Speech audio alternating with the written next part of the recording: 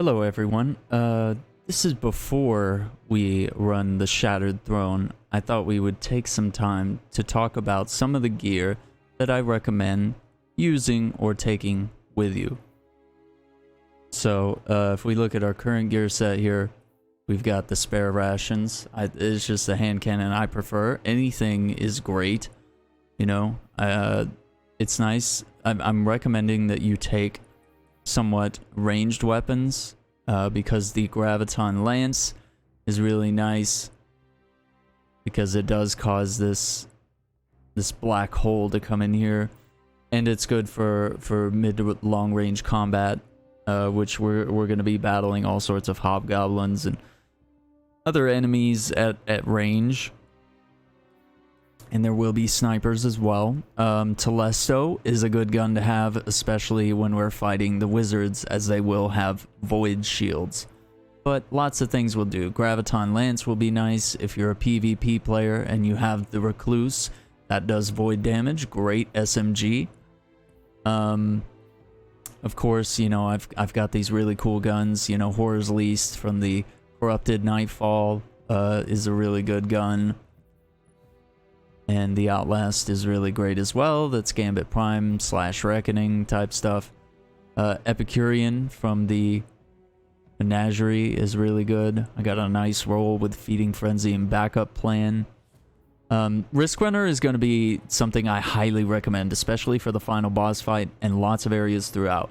Like I said, we're going to be battling Taken. A lot of Taken enemies will use arc energy attacks, which means with this weapon, you will be soaking up that arc damage. The weapon becomes more powerful, resists that incoming arc damage, so it kind of gives you like this visible shield that your friends can see that you have, and kills extend the time in this overcharged state. So like the more kills you get, the more you can just continuously fire. So my heavy weapon of choice is the 21% Delirium, but if you have a Thunderlord exotic LMG, that's great too. If you've got the Whisper of the Worm sniper rifle, exotic sniper, I mean, just about anything will do here. You just want to have something that's going to deal lots of damage. And the one thing I make sure of is that I have boss spec on it. So especially with the Delirium, this thing melts bosses. So other things you could have if you're a PvP player and you've used the grenade launcher a lot, you may have unlocked the Mountaintop. This gun is devastating to enemies and bosses. So if you're a Warlock, you would want to probably throw on your Lunafactions, which means your Rift or your Well of Radiance will gain the additional ability to automatically reload allies' weapons and yours. So that means you're going to constantly fire your Mountaintop grenade launcher or any gun without having to stop and reload. So yeah, I use that quite a bit. And just in this case, I'm going to be using Controverse Hold because I like to throw void grenades everywhere. So I'm going to use Top Tree of the Void Walker, which is where you're actually able to overcharge your grenade, making it deadlier, more effective, wider range of damage, bigger dome. And it just sits there, and enemies just cook in it, and other enemies will walk into it, and you can use it as a safety shield for you. You can throw it, and then you can walk inside it, and then as enemies are drawn to you, they're going to walk into that void field and die. So just a couple quick tips. Also, I'm going to be switching things up throughout this. So Phoenix Protocol is really great when you're using the Well of Radiance, which is the middle tree in the solar in the Dawnblade here. So having this fully ready to go is great because you're standing inside this massive rift essentially, and for the most part bosses aren't going to be able to deal lots of damage to you, and you're going to be able to kill them quicker. You're going to lose health at a slower rate or sometimes not at all. So that's great. Those are just things I recommend. You don't necessarily need any of this stuff. Some of this stuff is really stuff that I have worked really hard to get. Now, Malfeasance is another gun that if you've earned from playing a lot of Gambit, this is a great gun because, like I said, we're going to be battling lots of Taken in the Shattered Throne. We're going into the Ascendant Realm, in a sense. So, shoot tainted slugs that burrow into the enemy. Stacking enough slugs causes them all to explode. So it does bonus damage against Taken enemies and Gambit invaders. So obviously, in this case, we're using it on Taken enemies, and it's going to deal some damage. It's going to be great. So really, any of these guns are great. You can bring snipers, but I usually bring scout rifles for some of the more long-range stuff. I have the machine gun for the up-close and for the boss damage type stuff. And then, of course, you know, I just bring whatever I want in my first slot. It can be a hand cannon or an auto rifle.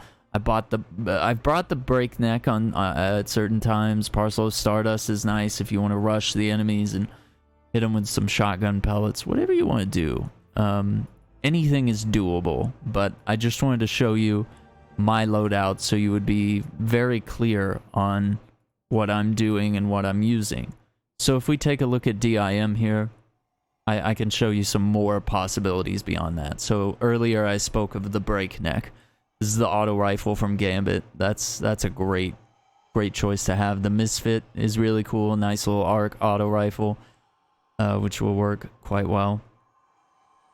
Beyond that, snipers are great. You know, anything that's going to deal lots of damage, anything you can use at range, like even the Skyburner's Oath, you know, you can use that as a scout rifle and shoot from a very far range, and then you can just not aim down the sight when you're up close, and essentially it almost feels like a grenade launcher to me.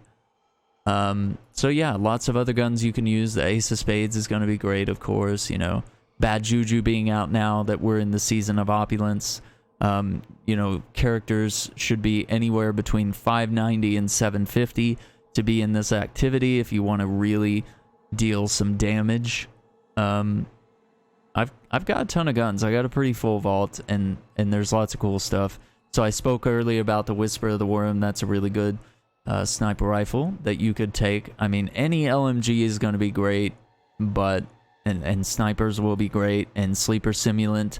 If you've played the Warmind DLC and you've played the sort of after the storyline quest, you can unlock that. And if you have that, that's going to be great. Beyond that, I mean, Thunderlord is great too, but I'm more of a Delirium fan myself. It has a higher fire rate. I got boss spec on it. Thunderlord just takes too long to get up to its high fire rate, and even then it just doesn't equal. You know, it's 450 and Delirium is 900 rounds per minute. So, I mean, that's a massive, almost double, you know? Or it actually would be double if you math.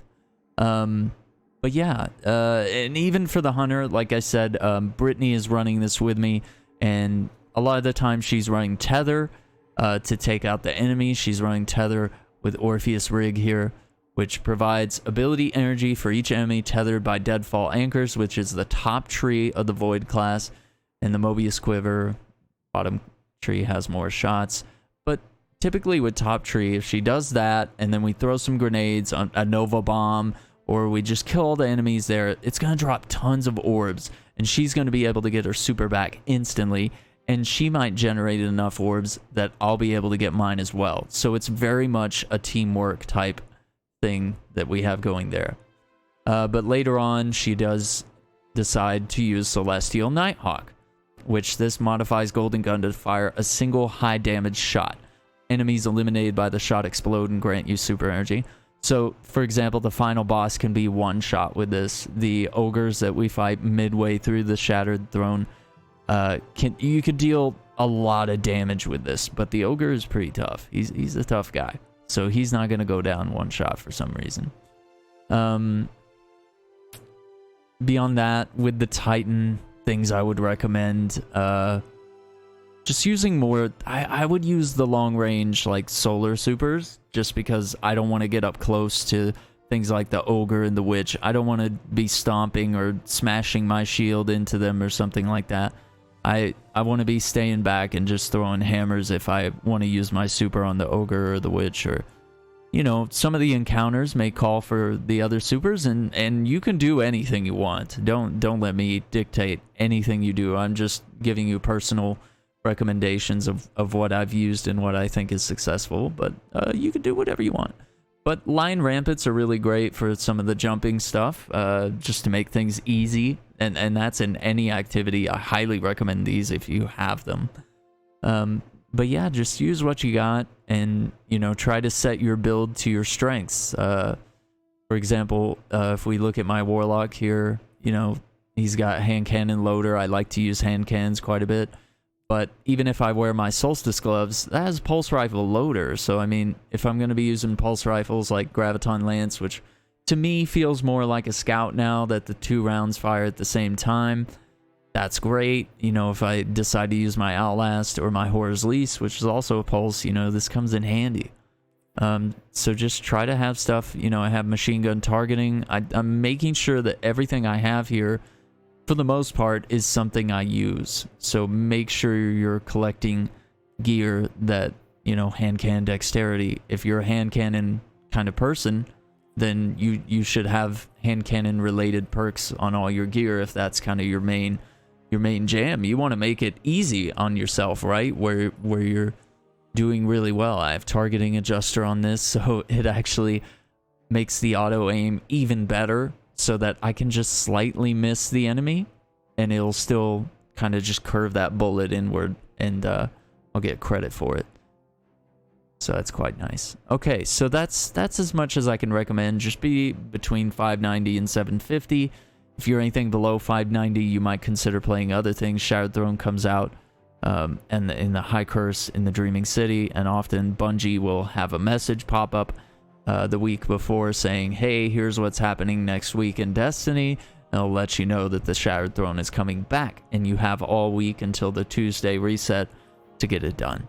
So thank you for watching, and I hope this video was informative and helpful, and I hope you enjoy my guide. Thank you.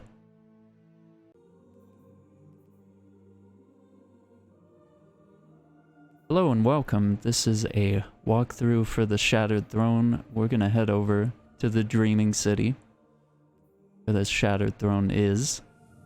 We're gonna launch into Devalian Mist. Got my friend Brittany here with us, and she's playing as a hunter. I'm playing as a warlock, just so you know. I'll show you some of the gear I'm using right now. I'm going with the Graviton Lance, just to have kind of a mid to long range weapon, because we're going to be killing enemies and defeating bosses and stuff. And I'm doing top tree of Voidwalker just for fun. I really enjoy the Controverse hold, which does improve charging for void grenades. So as long as my grenades kill things and damage things and stuff, they respawn pretty quick, and I hold the grenades and charge them up to make them big and powerful and whatnot. So everything else is just the Solstice gear I'm gonna run for now. And in case you're curious, I'll show you what Brittany's running here. So she's got Blast Furnace and these perks. Nice roll. We got Jotun and the Delirium as well. And she's gonna run the Orpheus rig for now, and she's got the rest of her Solstice gear on. So we'll go from here. My Sparrow's already on fire. Alright. So we're just going to do this as like a general guide for how to get through the Shattered Throne if you've never done it before, where all the chests are, any secrets that I can remember at the moment. Show those. And then I'm going to do a separate guide for how to get the Whisper Bow, because that's like a whole separate playthrough of the Shattered Throne, and it helps knowing how to initially play it through the first time before you attempt the second playthrough, which you can't really do anyway. So you can't really get the Whisper on your first run anyway.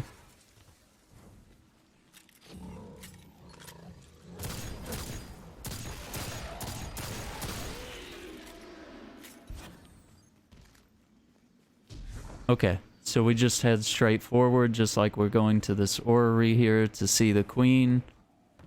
And we're just gonna look off to the side here and jump down. Yep, just like that. We land on this cliff, and this is one of the secret portals. There's plenty of these portals all across the Dreaming City, so there's a ton of different areas that you can actually enter the Shattered Throne from. But this is where we choose to do it on this occasion. So this whole area is basically an underground tunnel system of the city. There's no enemies down here or anything. That's kind of cool. And so when the curse is at its highest, the Shattered Throne is here, which is really cool that Bungie actually throws out a message every week and says, hey, here's what's coming next week to Destiny, and they let you know that it's going to be High Curse Week and Shattered Throne is in. So here's one of the Queen's Techians. Return triumphant, and we will name you the Curse Breaker.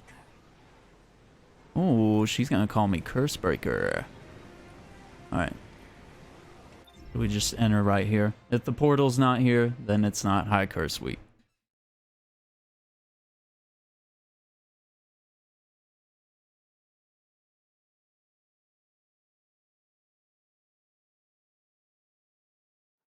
Yeah, I'm trying to get that Curse Breaker rank. I'm pretty close. You have to get all these corrupted eggs throughout the Dreaming City.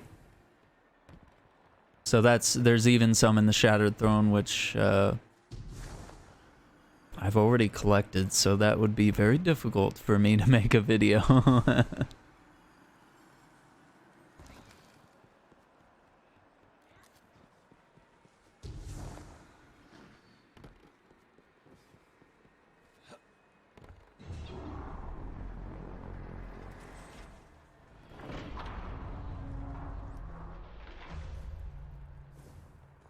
Alright, so this is the first part of the Dreaming City.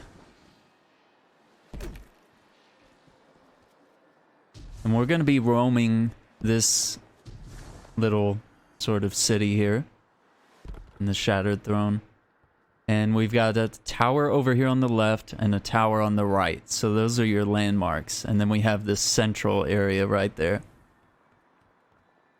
So just keep that in mind. I'm going to reference the left tower and the right tower, and I'll say things like the right side of the map, since we don't really have a compass in Destiny, unfortunately.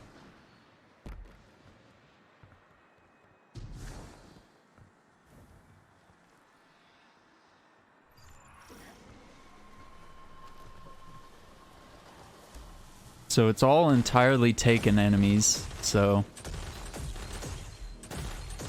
you can plan that accordingly if you have a Malfeasance and you want to use that, or if you have a Risk Runner and you want to absorb all their arc rounds and shoot them back at them, you can do that too.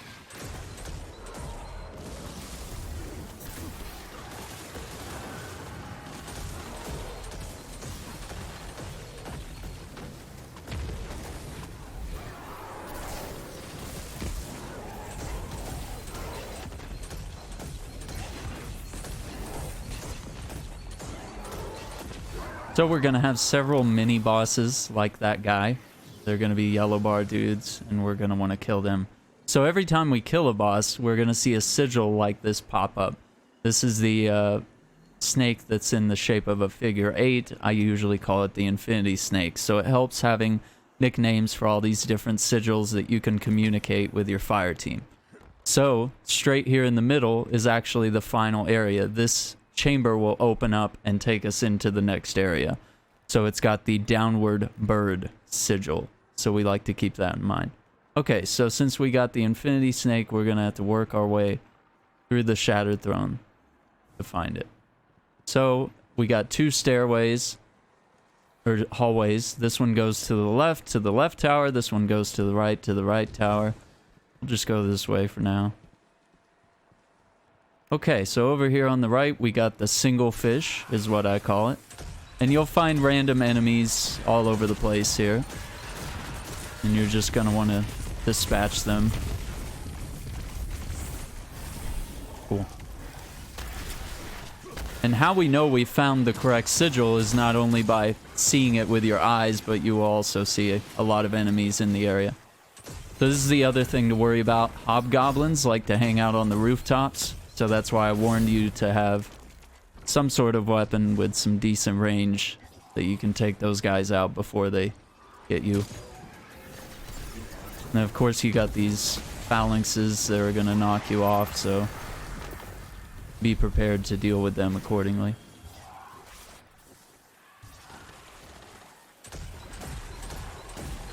Okay, so we've gone up from the single fish to over here. This is on the right side. This is the right tower. We've got Lewis, the bird, single bird right here. And I'm going to use this to go ahead and wipe out these taken thrall. And because it's during the solstice of heroes, we're getting lots of extra orbs and stuff. So Lewis is here on the... And it's important to note that these symbols that are in the locations do not change. It's only the ones like the infinity snake that we saw that light up that are the ones that actually change. Okay, so in here we got... If we jump down this way, you can see this symbol here, which is... I call it twin snakes because they look exactly the same and they're staring at each other. So really it's just going to take a while. Yeah, it's called the binary shrine, so maybe that's the more proper name, but I have my own names for these symbols. Okay, so we're going this way. And there's our infinity snake. So that symbol is always going to be there. If you ever get infinity snake, it's always going to be in this exact location. The only thing that's going to change is the symbol that pops up once we dispatch all the enemies here. So now we just got to clear the enemies, kill the mini boss here, and then we're good to go. So this is not a very difficult part. It's not an extremely difficult puzzle to figure out. And these guys are not stupid difficult to defeat as long as you're over 590, which... you know, should be relatively easy now that we're in the season of opulence, where we're hitting the peak of 750. Okay, so we got our little bird there, Lewis. So we know where Lewis is, right? Because we just passed by him. We like to name him Lewis because that's Hawthorne's bird's name. Lewis, little hawk. Alright, so we go through here. And like I said, it's just going to take multiple playthroughs until you memorize this stuff. Okay, so we go up here. We see that there are enemies. We see the Lewis sigil, so we're in the right place. So it's called the Tower of the Sky.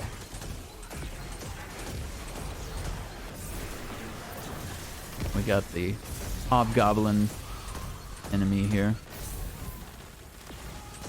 So you can use supers to take out each enemy and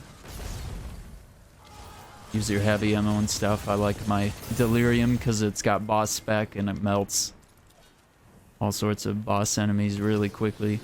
Just about anything. Okay, so we got single fish. So single fish was the first sigil we saw on the right, so we're gonna run back down this broken bridge here.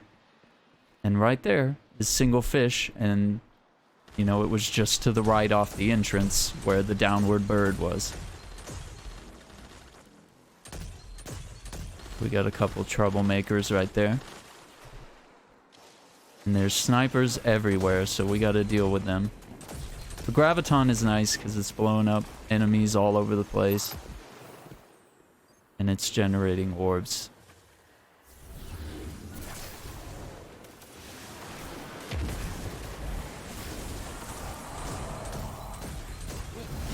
I'm gonna know. Oh no, he did his shield. Yeah, very clever move on his part.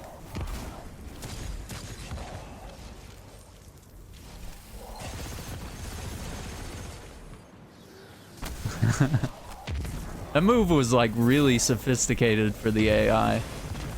Like, I'm gonna throw up my bubble shield. Alright, so we got the dragon. Fire-breathing dragon. So that fire-breathing dragon is in the left tower. But like I said, these lights are different every time, so that's what makes the Shattered Throne very interesting, is that this is different every time. So depending on how knowledgeable you are of this section, your navigational skills and landmarks and stuff like that, you could get this done pretty quick. Okay, so we're going up here to the left. Got some more Thrall coming at us. Cool.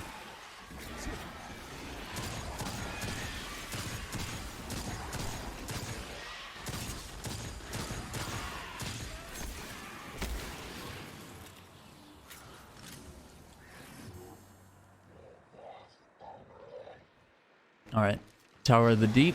There we go. There's our dragon right there. And here's our enemy, who's being pretty aggro right now.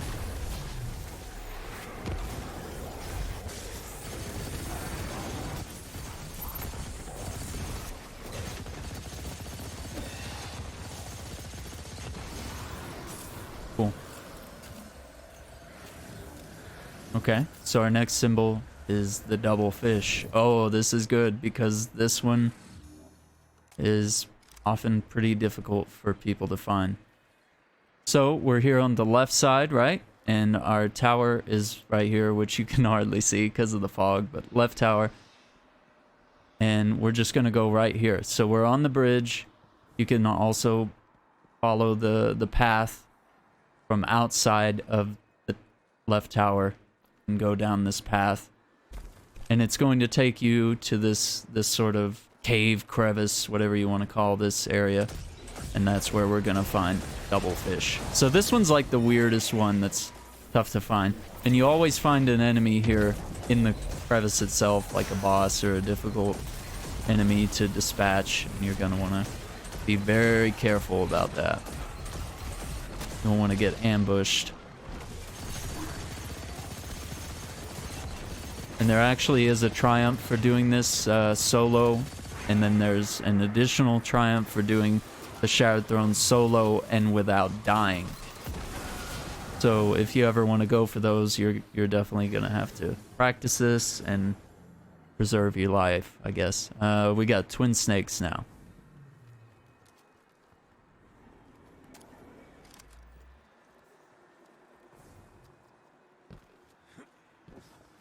Alright, so I'm gonna jump across right here. So what we can do is you can jump up here, you can navigate all throughout the throne. You can jump up here and get to the top. We see our left tower over there. Don't you feel foolish coming See our entrance there. I would, if I were you. Okay, and we got someone talking to us up here. A little creepy. A little creepy. Okay. So this open dome is where the twin snakes are. So, middle, where we came in, right there. So this is like straight at the very back. If we're looking straight ahead, which there's the tower, which is where we're eventually going to go. But right here we got twin snakes. We got all the enemies straight down there. So you can approach this from a variety of ways. You know, you can approach it from the top like we are. Or if you were coming from the single fish, which is over here on the right, you just follow this little path right here and you would see twin snakes. So now you can come in here. Oh, we got a guy behind us.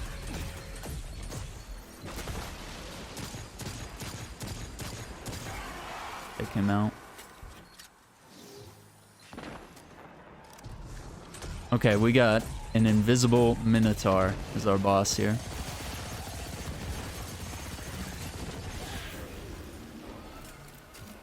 And if you have any sort of armor mods that allow you to do more damage or respawn grenades quickly after killing taken enemies, that's great. Okay, so we got the downward bird. So we're actually good to leave right now, but I'm gonna make sure that we've covered all the different areas. So we got the right tower up there. We go this way around the back. We have this broken tunnel, right, that leads to the Infinity Snake. This broken tunnel can lead us all the way this way. And boom, we're back at the Twin Snakes. If we go out this side, we see single fish. So we're good to go on that. And up there, that's where we saw the right side. It was Lewis, I believe. The right tower. Okay, and that's our entrance there. And this is the hallway here that connects the left and right and middle side. So we got enemies here now that it's Downward Bird. And so we have one final little mini boss to defeat here. And it's just a taken captain.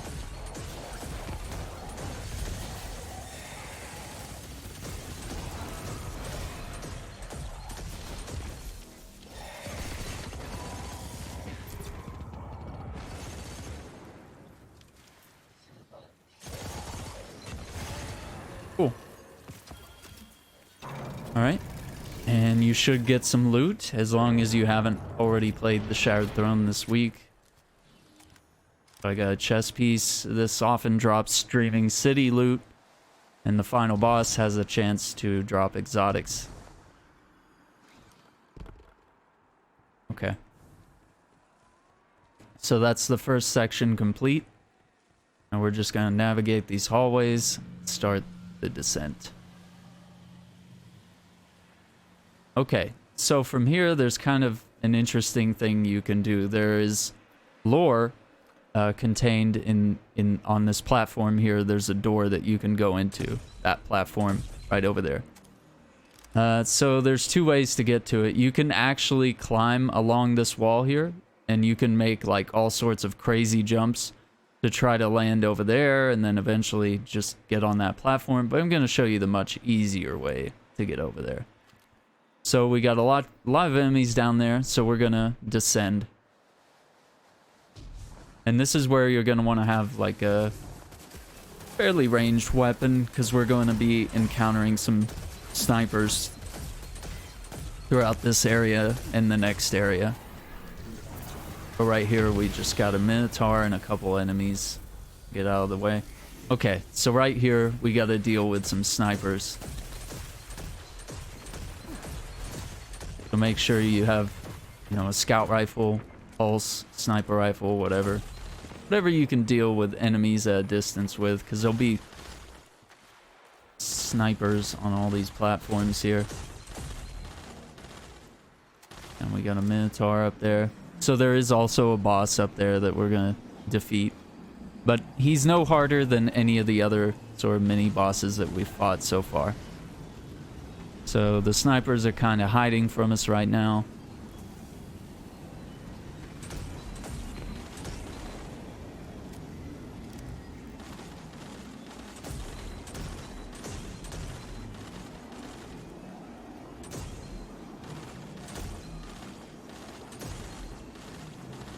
And it's not dangerous to just run past all this and fight them later, but some of these guys that are like way up top, they will straight up look completely downward at you and snipe you from just a complete vertical angle like that. So that would not be good.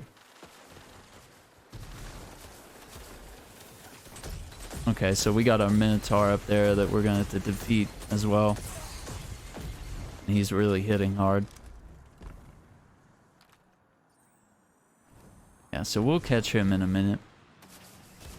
But we probably want to save our supers for the boss up here and for him. Oh yeah, and there's also like a phalanx typically, or yeah, that hangs out on this right side. He's meant to ambush you and maybe knock you off the map or something. So here's our Minotaur. So as you can see, my top tree of the Voidwalker grenades, charging those up with my gloves.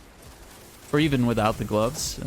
The gloves just allow it to respawn quicker, but even without the gloves, you're going to get those massive, almost Nova Bomb-like grenades. They're going to just dissolve your enemies. I'm gonna Nova Bomb this guy. This is our main boss for this area. Alright, so now I'm gonna show you a chest, hidden chest that's up here, as well as how to get to the lore in this area. So I would point out where the eggs are, which you have to shoot those with the Whisper bow, and those give you armor and stuff. All sorts of Dreaming City loot. So we're just jumping up these rocks till we get over here. And this is where our chest is. So these chests can drop all sorts of loot. Sometimes it's okay, sometimes it's just blue stuff. Okay. So for this next part, you know, if you didn't manage to scale the wall, which I wouldn't want to spend hours showing you how to do that, because I've only done it like once and it was extremely painful. I wish I had known how to get through here this way. Okay, so we got some interesting gear. Alright, so right here, if we pop a tincture, Queen's Foil, which we acquire in the Dreaming City. Alright, we start seeing the invisible platforms. And we're just... This is pretty straightforward. Oh no. Oh no. Well... I don't know how you mess that up, but maybe you get too excited and you start jumping.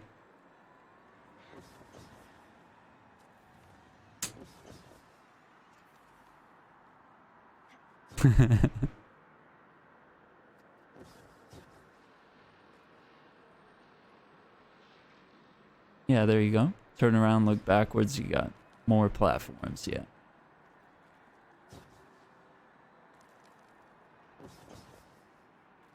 And the respawn times if you die in the Shattered Throne are pretty lengthy, so...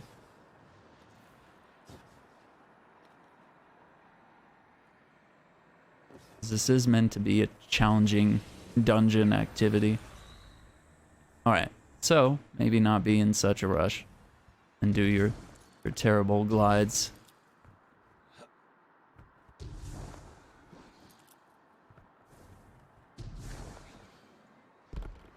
Okay, so once you jump all those platforms, boom, you're over here. And this door opens up, there should be a pile of bones right there. And that'll give you some lore.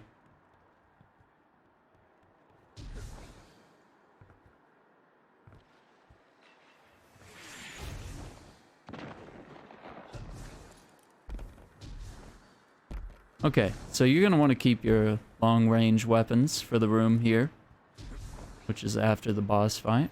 So once we kill that boss here, we're going to go inside this room, which is pretty sniper-heavy stuff in here. Oh no, we lost Brittany. You see. Gotcha. Gotcha.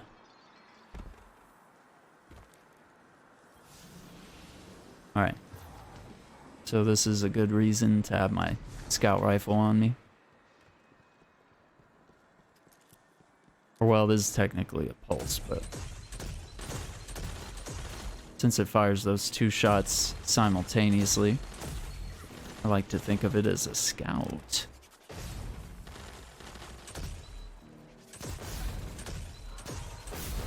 So you gotta be careful around this door. Yeah, because if you move up a lot, the knights are gonna do their little flame launcher thing.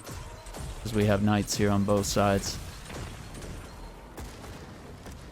So, you know, if you can rush in and kill everything, that's great too. But this is just an easy, guaranteed way to do this without dying all over the place, which sometimes still happens. All the flames that these guys launch at us.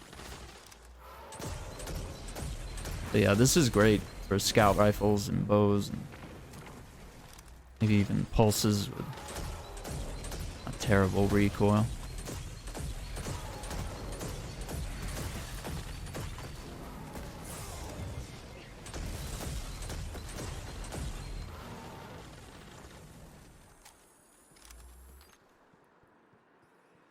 Once you've dispatched enemies on both sides, it's kind of safe to move in. As you can see, there's more snipers, more Cabal. Taken Cabal. Littered all over the place here. What? Oh, oh, we got snipers.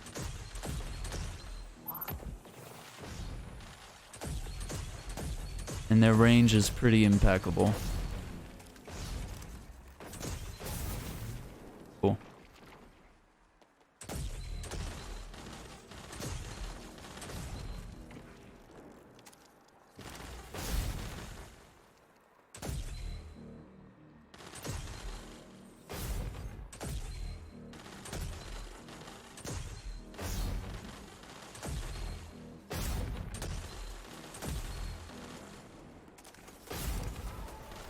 And so you do have knights that are kind of hiding behind these stairways. So you gotta make sure to take them out. Because you don't want to get caught off guard by these guys. But yeah, alternatively, if you're feeling crazy, you could definitely run through here and just start blasting everybody and throwing supers and grenades and stuff all over the place.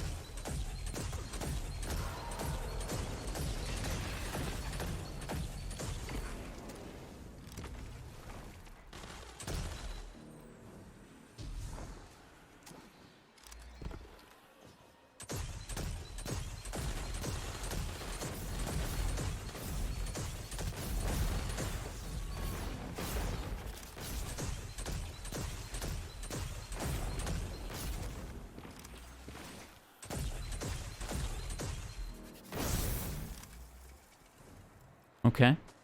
Once we've cleared out these enemies, we can move on. Cool.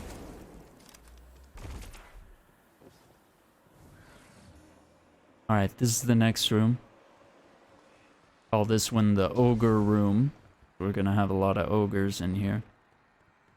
And there's also these very narrow beams that we have to walk across. So the ogres start to spawn here. And the safest thing is to take them out immediately.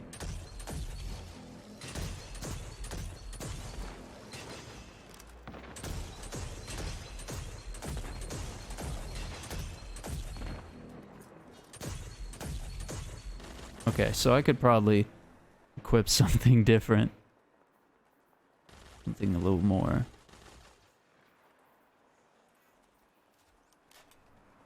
We'll see how precise my, I'll show you what this is. This is the Horror's Lease, Rangefinder, Dragonfly, or piercing rounds. I think it also has flared magwell. Want that quick reload speed. Okay, so we're making our way to the left side of the room, essentially. But once we come in, we got ogres spawning. Which if you keep your back to this pillar here, the ogres' eye blast won't knock you off the platform because you'll have something there, or you could just hide, find cover. Yeah. The curse itself is how the deceiver Oh, we do have, yeah. She has learned from So her Toland's hidden all over the place here, and this is one of the spots you might find him.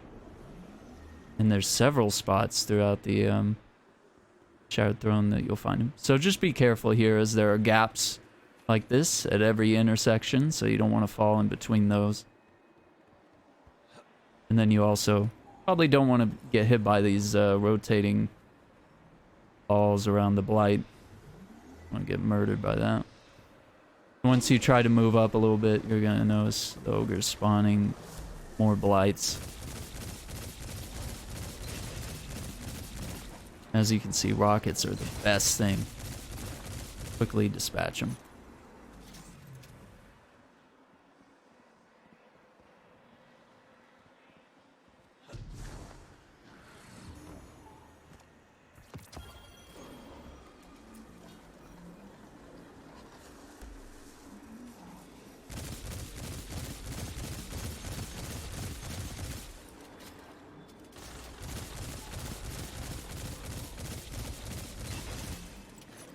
And he's hiding behind the pillar.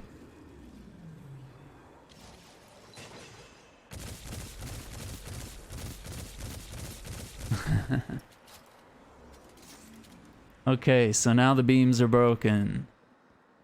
So, I'll show you guys where we can go from here. there's multiple ways you can go to the right there and go forward and keep crossing, but I have a personal shortcut that I like to take that I think is pretty foolproof. Oh, especially if another ogre shows up. Yep. So we jump to these platforms, which are on both sides of the room. You'll see these platforms attached to the walls. I'm gonna go ahead and take this guy out quick. Cool. Okay, so we can see the exit, but we're not concerned with the exit because there is a chest in here. But we are gonna head that direction anyway. So you should be able to jump. Make that jump pretty easily in all the classes that exist in the game. Then you can land on these platforms here. This is pretty foolproof. Gotta try pretty hard to mess that up. Alright, so that's the next area, but there is a chest if we go more to this side of the room.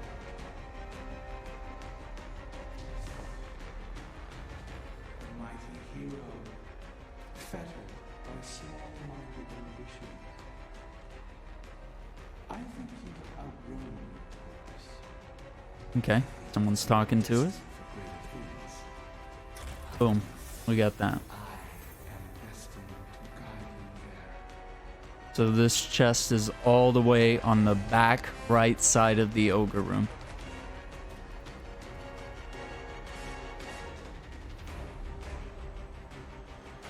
So we'll just be careful. Alright, so this next area is very reminiscent of the first part of the Crota raid, or just any time that we've been chased by Thrall. So I'm gonna equip some close range weapons, and yeah, sometimes Thrall do waltz out this front door and try to eliminate you.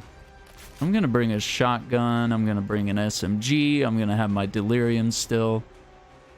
And I'm gonna go ahead and switch to Dawnblade in preparation for the next boss fight that we're gonna encounter. I'm gonna get my Well of Radiance ready, and I'll be using my grenades. You can do whatever you want. You can cast supers in here, but the only problem is that you will not be able to sprint and you will not be able to glide. But there is also another chest in this area, so I'm gonna show you guys where to go to get that first. So once we go in, notice I can't glide, I can only jump. I can just do a single jump. And I can't sprint, I'm stuck at this one speed. And even the sound's a little muffled in here. So we just keep going straight here. And we're just gonna straight up jump off this balcony. And eventually, you'll land on this beam here. And as long as you aim it pretty straight on like that, you should land here with no problem. You turn around, you got the chest right there. I got a tiger spite, got another tincture and some dark fragments, and a charge of light for the blind well. So once we go in, it drops us off right where we jumped off. We go to the left here and down the stairs. So this is just an area where we just gotta sprint. Well, not really sprint, but we're gonna just try to get through this as quick as possible, as the enemies do respawn continuously. So we need to get through here quick.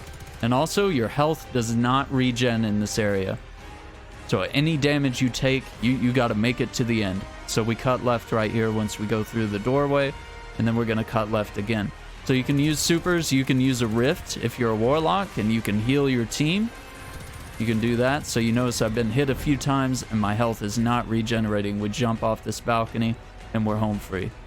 Sometimes a couple Thrall will jump off and chase you, but other than that, we should be good to go. So this next area that's straight ahead, this door is actually for the Whisper Run. That's going to be a boss fight that's in that area. So for right now, I think I'm probably going to get my mountaintop ready. And I might use Risk Runner or Recluse. I know I got some of these wild PvP guns that not everybody is going to have. But just to let you know, anything will work here. Just want to play smart. Okay, so there's two ways we can navigate this area. We're trying to get over here to this mosque-looking area. And we have these rock formations that we can take. And as you can see, there's those taken blasters that blast you off the wall. So we can take that route, or you can go inside here and to the left. And the floors are going to have that taken fluid there that hurts you.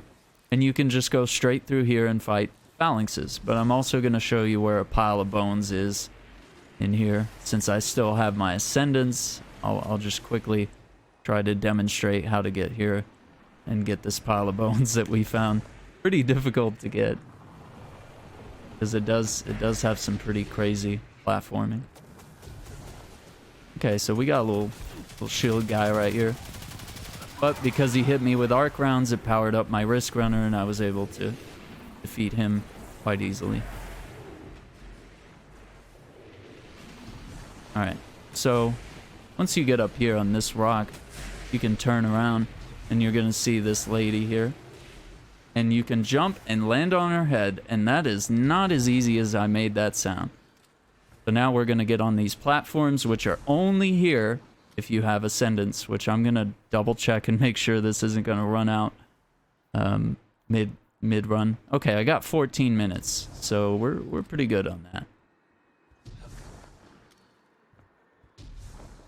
So I'm just going to take it nice and easy. Some of this platforming is going to get a little difficult as we have this very narrow piece here.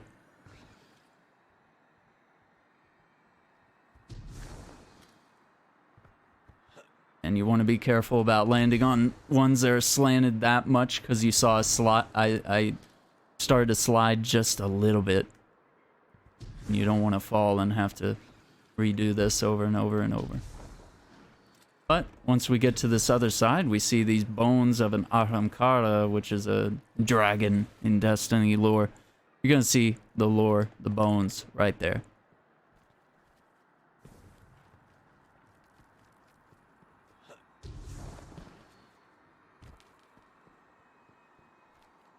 There's a couple ways you can finish this area. Obviously, where Brittany is kind of the main way, you know. You either traverse these walls with the blasters, and then you would find a crystal here at the end there, which you could shoot with the Wish Ender once you get that. It's one of the ones I do remember. Or if you went through the inside, you would come out right there, and then you'd come down the stairs. Now we have all these taken phalanxes, a laughable amount of these guys to deal with. I'm going to jump down this way. And there should be another crystal off to the right side here. And it will be off in the darkness over there. Which, since I've already collected them, they won't be there on my screen. So it's very hard for me to show you exactly where those would be. But they're bright white egg-shaped crystals. So, I mean, you can't miss them. Especially in this darkness, it sticks out quite a bit. But yeah, you would just go off to this right side here. And you would see it on a cliff. Which I don't know, I may be able to. Might be off that way. Yeah. Might be able to make this. Yeah, it should be over here somewhere.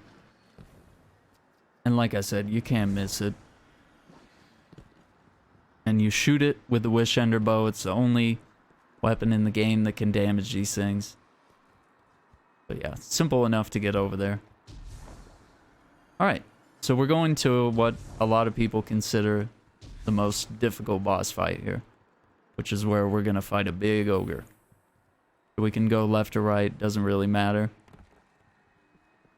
In each of these areas where the name changes, these are checkpoints. So much like in raids, you could back out right here and try this another day.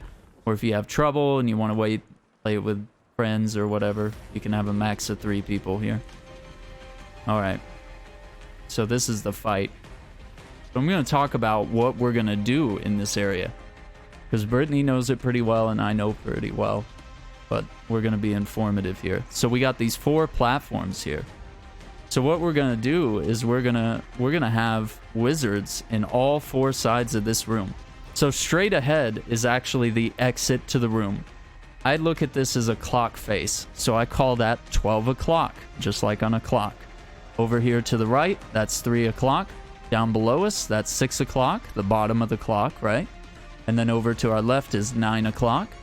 So at each clock face that I've announced, right? 12, 3, 6, and 9, we're going to have wizards there. Once we kill the wizards, they're going to drop a ball. Once we collect all 4 balls from all 4 wizards, which don't require you to actually pick them up and carry them. They are simply just circular items that if you walk over them, they go into your inventory.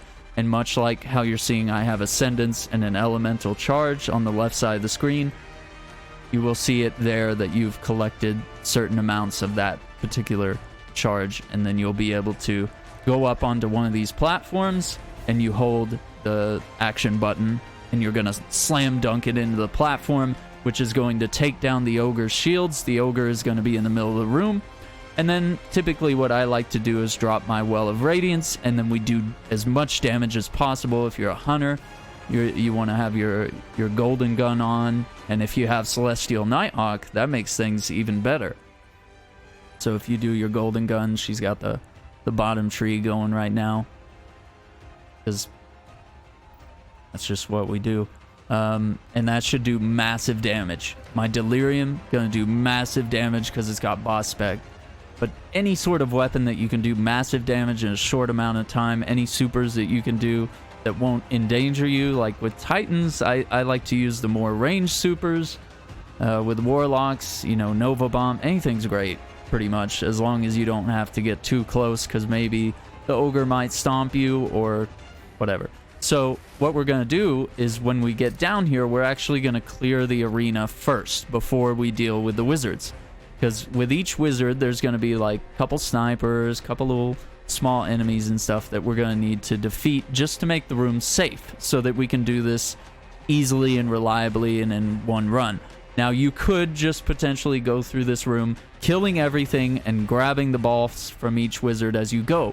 But there is a timer that is happening here. As soon as you pick up the first ball, you got a timer to pick up the next one. So unless you're just, you know, this is just the more foolproof way. It's a little harder to do it the other way, where you just kill everything and rotate around the room until you have all 4 balls, and then you dunk it and eliminate the enemy.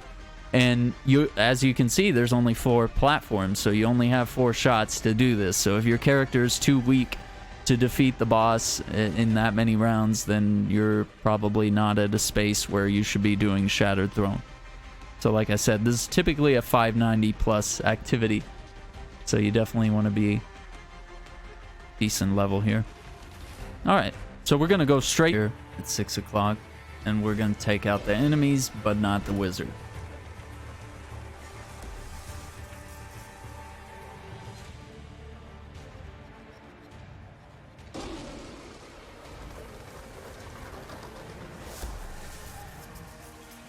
Okay, there's our wizard. Enemies are coming in right now.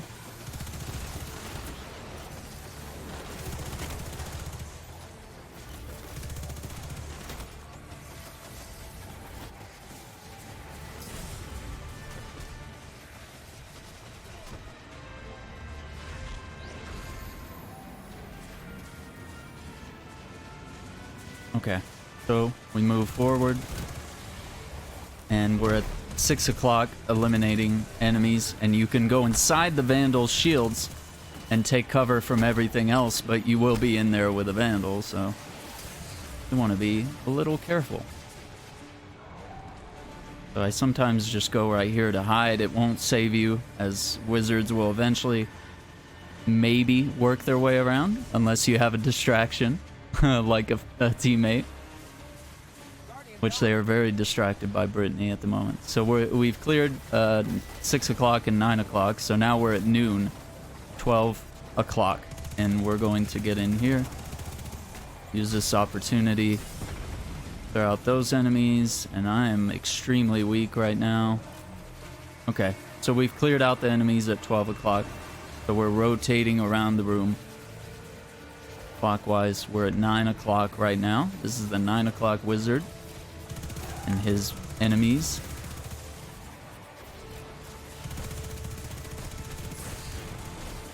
I'm taking a lot of hits from the... So you definitely want to try to shield yourself from the ogre and the enemies, which I'm not doing because I think for some reason I could have navigated through there, but I didn't. So we got the sniper right there, which these guys are really annoying if you don't dispatch them. They can end you very quickly. Alright. So now we've cleared all the enemies. We're going to go to 6 o'clock just for sake of teaching and learning and understanding. And we're going to start killing the wizards. So this is the 6 o'clock wizard where we jumped down and started the area. Just because this room can be pretty dark and pretty confusing. So we grab the petitioner's mark and we've got a time limit. It's like 45 seconds or so until we grab the next one, and then our timer is extended once more. So hiding behind the pillars keeps you safe from other wizards and from the ogre as well. So putting something between yourself and the ogre is pretty important, especially if you're lower than 750, if you're lower than 590, or if you are 590. This activity would be pretty decently difficult. It's not as challenging as it used to be.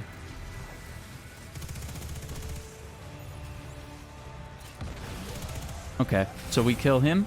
That's 3 marks. So we need 1 more. We're going from 12 o'clock over here. Okay, so we're headed to 3 o'clock right now. And we're going to kill this wizard. And we're going to try not to let the ogre kill us. So once we grab this 4th mark, boom. Alright, we got the petitioner's burden. We throw it on here. And I'm going to drop the Well of Radiance. And you're going to want to watch out for those Axion bolts, because if you're not in a Well of Radiance, that's going to kill you instantly. And especially if you're not 750, it's going to do massive damage. So you're going to want your friends to use Golden Gun. You're going to want to use whatever supers you have. The Well of Radiance extends stuff, and there we go. Well of Radiance allowed us to deal more damage, allowed us to be overpowered over shields in there, and we did all right. So we did it in 1 phase. Now, had we not done it in 1 phase, that would mean we would have to kind of hide and then rotate back around the room, just as we did the first time, and dispatch the enemies. And once we dispatch the enemies, we do the wizard run, where we go around the room, kill all the wizards, grab the marks, and then we bust out another platform. We cannot use the same platform twice. Just to be clear on that. Alright. So, that's the hardest part of the throne. And you get some loot there from that activity as well. This is the area where you, if you talk to the statue here, you would get the bow quest. You would get the quest for the whisper. And there's a crystal right there that you can shoot when you do get the whisper. And there's also another crystal up here that I'll show you before we proceed into this next area, which is up to the final boss.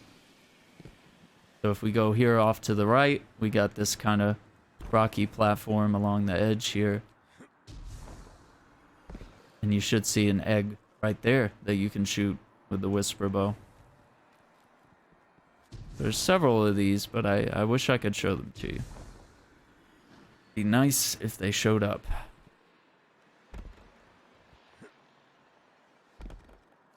Okay, so we're gradually jumping down these platforms here.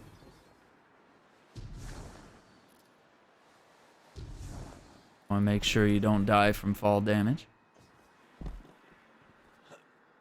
Okay, so we got 4 wizards right here. It's not necessary to fight them unless you're wanting to do that. You certainly can.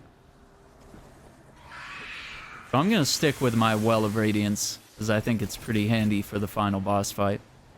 But you could always switch supers or use a super here in these areas, because we're going to be fighting all sorts of different enemies.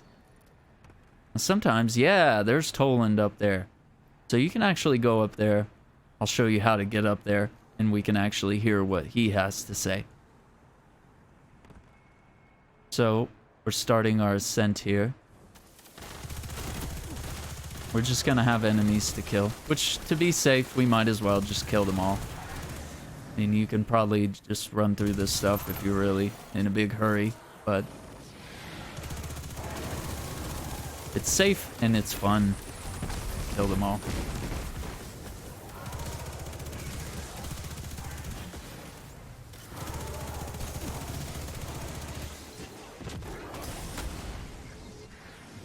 Nice. So you can actually see the city and other places we've been out in the distance as we work our way through the throne. Just kind of interesting. It's just one big kind of open world area. Okay, so we're gonna have these phalanxes that can knock us off here. So it's nice to have weapons at range that you can dispatch them with, or if you were smart and saved your grenade, you could throw it there and just melt them with that.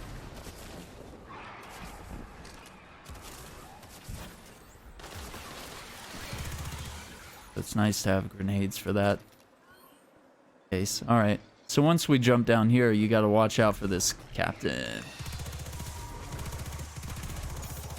And there's a couple of these guys in these next couple of hallways here.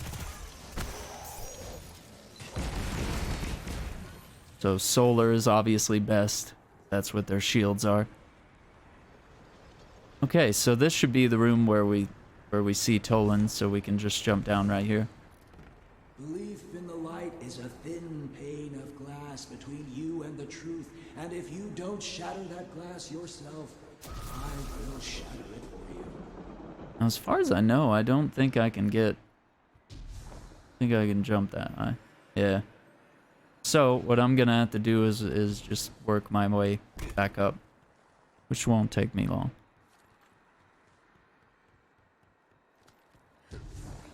And also where Toland is, I'll show you again.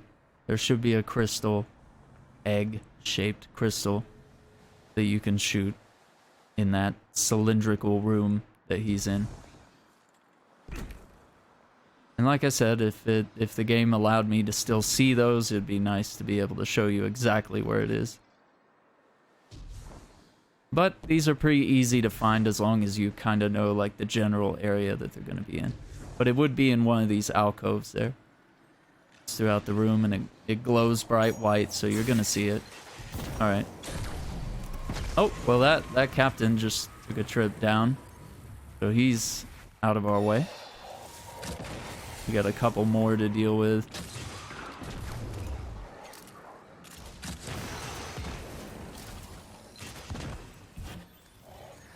And now we have some enemies to eliminate.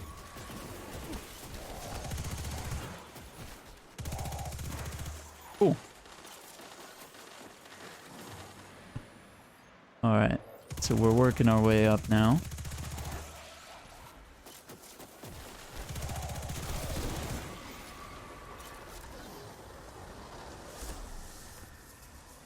And sometimes Toland is back there as well. I couldn't think of any other spots, but there might be other locations where he's popped up at, but might keep your eye out. See if he's there. Okay, so now we go up this jump portal. And of course, off in the distance, you can see everything we've been through. Alright, so let's move forward. Got some more enemies, more captains. You're gonna shoot those annoying blights at you.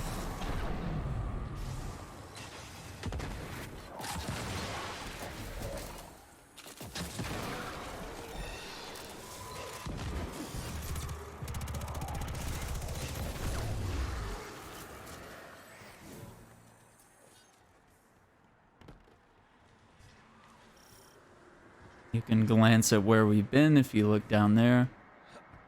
This place was made to hide the Queen's death. Okay. Is she that different from Oryx? Now we're hearing Aldrin talk about the Queen. Is she that different than Oryx? That's an interesting thing to hear. I've never heard that before, but yeah, just over here. I don't know if that's triggered by the location or random blurbs, people talking.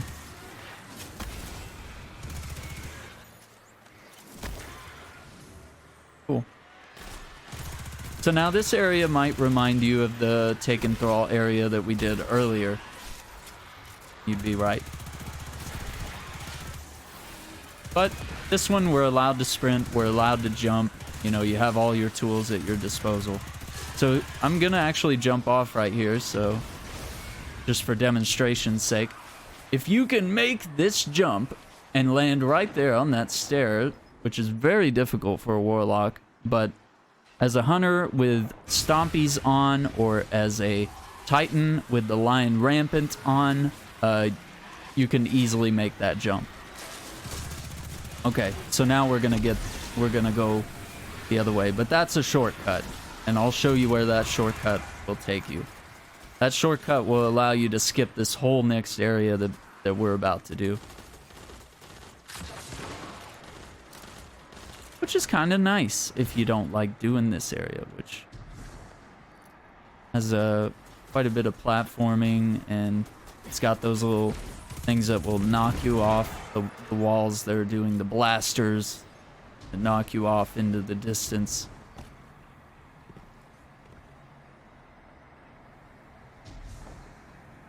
Cool. So we proceed this way. So you're seeing all the blockers. I just usually like to make these big long jumps over these areas. And as you can see, there's hobgoblins throughout. All just a part of, oh wow, learning where those are so that you don't die. But I got very unlucky, and it appears that hobgoblin sniped me out of my jump.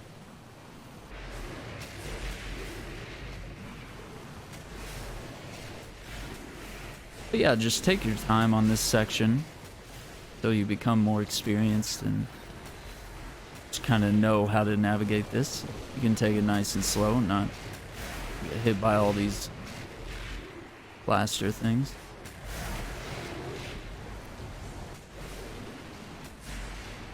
And you want to be very careful landing on these ledges so you don't slip off and die.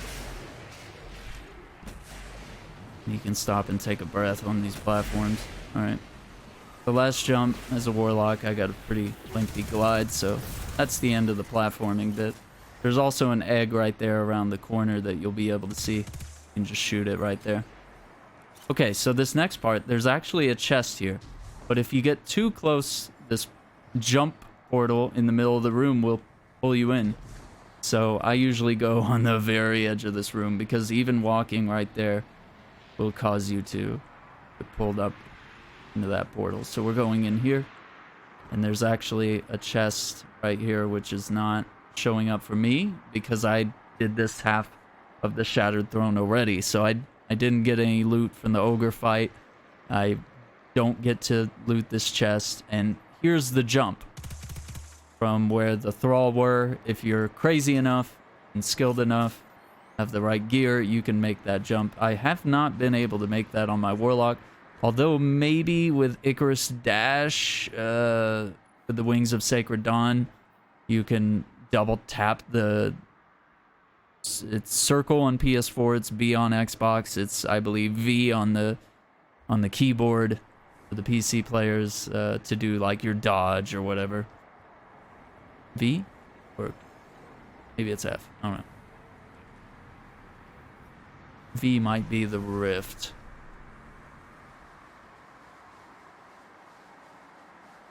Okay, yeah, I think it is V, because you double tap it to do the Icarus Dash, and you would hold it to use the rift. Yeah. Very good. All right, so take this portal, and we're up here. Not much to see or do up here, other than proceed to the next portal. This is gonna take us further upward. All right, so I'm gonna switch out one weapon. Got Badlander. It's cool. Alright, I'm going to switch out to the Risk Runner. I think it's very good for this fight. So if you have a Risk Runner at all, and if you have the Catalyst, even better.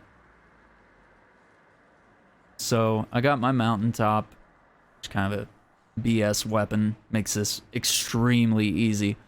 But you can use anything here. You just want to be able to deal a lot of damage. Malfeasance is quite nice. You want to be able to clear the ads quickly, which I'm going to use the Risk Runner to do that. 21% Delirium I'm going to use for damaging the boss and for damaging the knights, which I'll go into how we do that in just a second. So I'm going to stick with the middle tree of Dawnblade, you know, doing the whole Well of Radiance thing and having my grenades and such. I think Brittany here is going to be rocking the gunslinger, the golden gun with Celestial Nighthawk, because I guess at our current level we're actually able to just like one-shot her with the golden gun, so that's quite nice. So if you have that, that's incredibly useful. If you don't, you know, you can use all sorts of guns. Guns that come to mind are, you know, Thunderlord. 21% Delirium's great. Any LMG is incredible. Some of these high damage rocket launchers and snipers and stuff. If you have the Whisper of the Worm sniper rifle, that does a whole ton of damage, especially if you have the catalyst. So the main deal here is that we're going to have ads spawning on the left and right in these two little areas. There's the left side, here's the right side. Those are going to be the Taken Scions, and they shoot arc rounds, which is very important. So if you have a Risk Runner, you can absorb that arc damage, shoot that back at them, which is what the perk is here. If we read that, it says, when taking arc damage, the weapon becomes more powerful and resists incoming arc damage. Kills extend the time in this overcharged state. So I'm going to be able to take out these Scions amazingly quick. So we're going to do that. Once we take out the Scions, we can deal with the Knights. So the three Knights here have names. One starts with A, one starts with the letter B, and the third one starts with the letter G. So we give them those initials because, as you can see, their names are quite lengthy and often difficult to pronounce. And if we're trying to communicate with our team, we want to be able to communicate in a way that makes sense and that's very quick. And, you know, we just don't have time for that. So our main goal is to kill the wizard, but we're going to damage these knights and get them low health. I'm talking like maybe a quarter or less health, something like that. If you damage them too much, their helmets are going to come off and they become enraged, which is not really a problem other than the fact that they're going to try really hard to kill you and they're going to be running at you very quickly. Whereas if you don't knock their helmet off, they're just going to walk nice and slow and they're still going to try to kill you. So we want to kill all three knights at the same time because we're going to pick up 3 balls, much like we did in the ogre fight. Once we have those 3 balls, we have plenty of time and damage to deal onto the wizard. Now, should we not eliminate the 3 knights on the first round, then basically they're going to get these overshields, these white shields, which means that we can't damage them. So we have to shoot a crystal which shows up behind the wizard. Once we shoot that crystal, it essentially resets the encounter. The knights should keep their health at whatever they're at, but the Scions are going to respawn. We're going to need to kill them. Then we're going to need to finish off the knights, grab the balls, and then do damage to the wizard. That's our chance to do the damage phase. And obviously, we only have a certain amount of damage phases we can do before the boss becomes enraged, the encounter becomes more difficult, and then, you know, we run out of time and it's bad. So we'll try not to do that. So I'm going to go over here on the left side and I'm going to kill the Scions. And the knights are mad, so we're good to go. So I'm going to throw a grenade here. Do a little bit of arc damage. I'm going to run over here and see how this is going. So because I took a little bit of arc damage, able to damage them pretty quick. Alright. So we got Warlock. So obviously it's easier to just say G and say like, hey, G is at half health or whatever. But right now he's only a third down. So if we kind of manage where they're at, looks like we got 2 of them about a third down. And the wizard damaged me a little bit. So it's overcharging my Risk Runner, which is dealing pretty massive damage to these guys right now. But I don't want to let the wizard damage me so much that I die, because the respawn timers are pretty lengthy. And the knights are going to disappear like that. They're going to teleport quite a bit. Okay, so A is in a good spot. We can stop. Okay, A and B are in a... Oh. A lost his helmet. B is nearly... Yeah, he's lost his helmet. And G is about a third left. So we might not... Yeah, we don't have enough time this damage phase. They've got their white shields on. Which is okay. That's fine. That means that we can quickly eliminate them when they respawn in the next round. So we're gonna shoot this massive crystal that's above the wizard. Okay, and we're gonna be very careful. Yeah. I'll try to get Brittany up here. Just a second. Okay, and I want to try not to chain damage into killing those knights. Okay. So killing these scions, a pretty big priority here before we do anything else. So obviously we're on a bit of a timer here, right? Alright, so we're gonna kill Warlock. We're gonna try to kill all three of these dudes real quick. So you can switch to a heavy here. You typically don't want to grab the ball, which I just did out of error. You want to wait until it's damage phase time. Alright, so all three are down. Grab all the balls, and if I get Brittany up, she should be able to plant a golden gun on the boss. And we might be able to do this. So, it's damage time, so I'm gonna hit her with everything I got.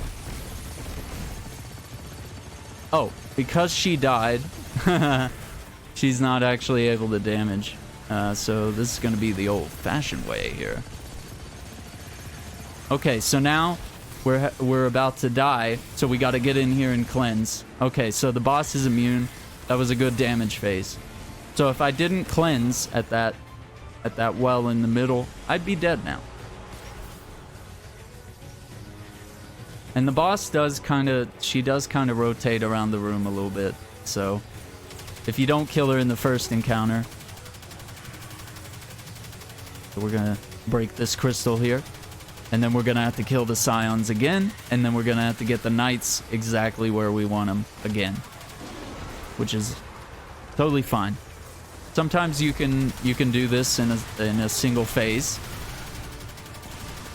but that's all right.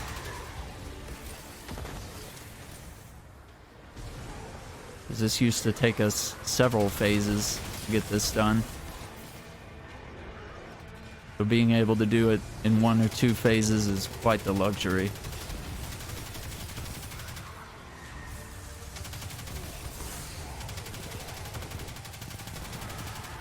So I'll probably have my well back by the time it's boss damage time. But as you can see, the well really saved us right there from getting hit by a barrage of attacks. Okay, so A here is about half. He's almost a quarter now. Okay, A's in a good spot. He's disappeared for a second. He's gonna go hide. G is about... he's kind of disappeared. Okay, B is about halfway. So bot cooler. Halaktor is approaching rapidly. Okay, Guarog. Alright, they got their shields up, so we know what that means. It's time to shoot the crystal. Find the wizard. And you just want to watch out for the knights. That's why I try to stay airborne, or just try to keep an eye of where they are on the radar, or whatever it may be. Throwing a grenade is a quick way to dispatch all the scions from the start, and then you can just kill the rest of them. Oh no. Oh no. I got cornered by that knight. So we still got a couple. And also when reviving your friends, you gotta look out for the knights as well, because they're gonna come up and try to slam you with their attack. Okay, so we should have enough time to eliminate all three. So let's do it. G here. And we try not to grab the ball because it starts the timer. Okay, so that's 2, and where's our third knight?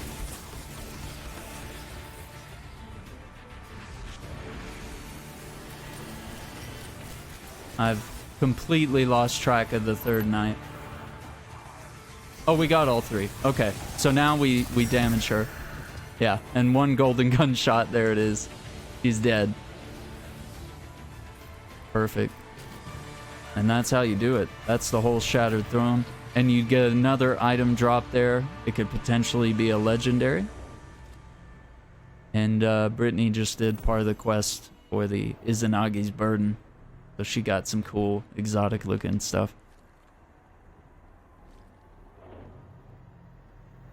So there it is. That's how you do it. Congratulations. You followed this walkthrough or any other walkthrough. You've figured out how to do this, and you can just do it every time the High Curse is around, and you can get all this loot every time. And you can do it on multiple characters if you're really trying to get all the Dreaming City loot and weapons, armor, stuff like that.